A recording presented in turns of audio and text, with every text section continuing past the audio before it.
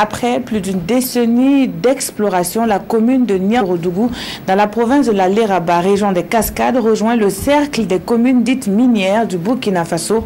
Le lancement des travaux de la mine baptisée Wagnon Gold Operation a connu la présence effective du chef du gouvernement. Le compte-rendu de la cérémonie avec Bilidou Bazongo et Ahadi Sandamba. Un acte symbolique plein de sens.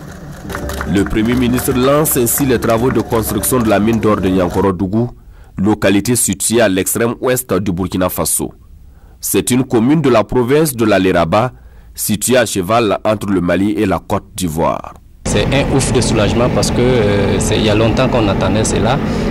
Depuis l'exploration a duré au moins plus de 10 ans, donc la population ne croyait même plus. Donc si aujourd'hui effectivement les travaux ont été lancés, c'est vraiment une joie pour nous.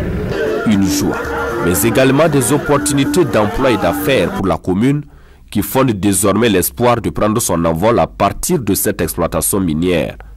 Et pour le promoteur, le message est sans équivoque. Please be assured that our team will maintain. Nos équipes maintiendront cette dynamique de dialogue et de collaboration avec les communautés riveraines. Ce qui se traduit du reste dans le changement de la dénomination du projet en Wagnon Gold Operations, qui signifie se développer ensemble dans la langue sénoufo. Ce nom a été choisi par les populations locales et n'est pas seulement le reflet de la culture locale, il reflète également la vision de Teranga, à savoir le partage des bénéfices d'une exploitation minière responsable avec toutes les parties prenantes. Cette ambition est du reste déclinée dans le code minier qui indique, je cite, qu'il faut encadrer le secteur minier, favoriser et encourager la prospection, la recherche et l'exploitation sécurisée des ressources minérales au service du développement économique et social durable du Burkina Faso. Fin de citation. Wagnon Gold Operation est une filiale de la société minière canadienne Teranga Gold Corporation. 14e mine du Burkina Faso, Wagnon Gold Operation a une réserve de plus de 80 tonnes d'or.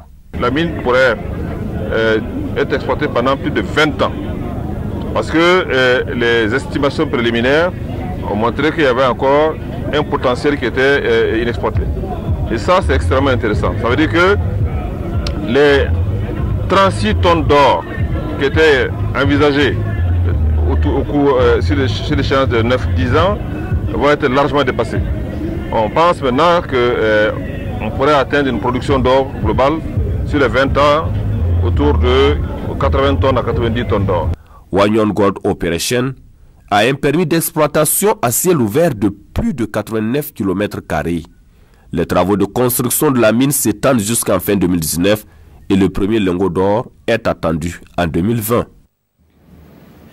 Les travaux de cette autre infrastructure a du mal à démarrer et pour cause, le site prévu pour abriter le nouvel hôpital universitaire de Bobo-Dioulasso ne fait pas l'unanimité.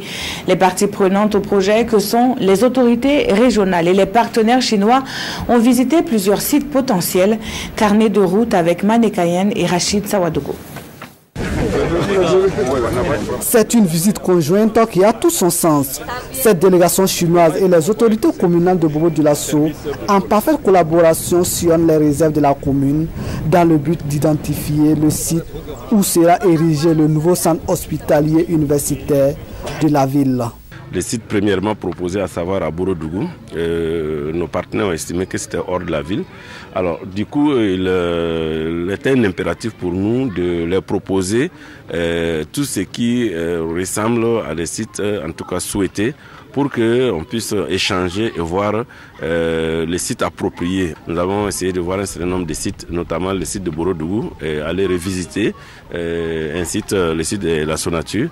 Nous sommes actuellement sur le site de Nassau et également le site de Banakeledara qui a été visité. Et j'ai dit que pour nous, ce qui est essentiel, qu'on puisse trouver à l'intérieur de Bobo, dans la commune de Bobo-Dioulasso, un site qui sera approprié. Les Chinois veulent investir utile et aussi s'assurer de la réunion des commodités nécessaires pour les travaux du chantier. Donc ils scrutent minutieusement les différents sites proposés. Ils ont quand même soulevé un certain nombre d'inquiétudes, notamment l'adduction d'eau, les problèmes d'électricité, Mais je pense que tout ça, c'est des difficultés qui seront levées dès l'instant où on va s'accorder sur le site définitif. Après cette sortie de terrain, le site qui doit accueillir le futur hôpital de Bobo-Dioulasso n'est toujours pas connu. La délégation chinoise attend des autorités d'autres informations et du temps pour mieux se décider.